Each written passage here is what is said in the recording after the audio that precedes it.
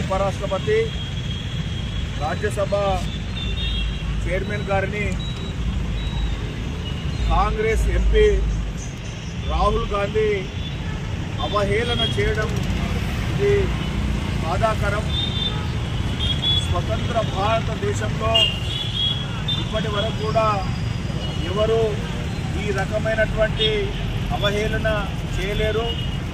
ఒక ఉన్నత పదవిలో ఉండి మరి ఎంపీగా ఉన్నటువంటి రాహుల్ గాంధీ మరి వారు భారత ఉపరాష్ట్రపతిని అవహేళన చేయడము ఇది భారతీయ జనతా పార్టీ మెదక్ జిల్లా తీవ్రంగా ఖండిస్తూ ఉన్నాము.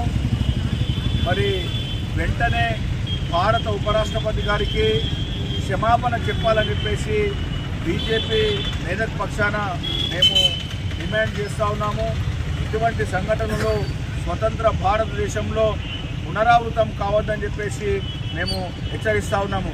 భారత్ మాతా కీ భారత్ మాతా కీ రాహుల్ గాంధీ రాహుల్ గాంధీ కాంగ్రెస్ కాంగ్రెస్ రాహుల్ గాంధీ రాహుల్ గాంధీ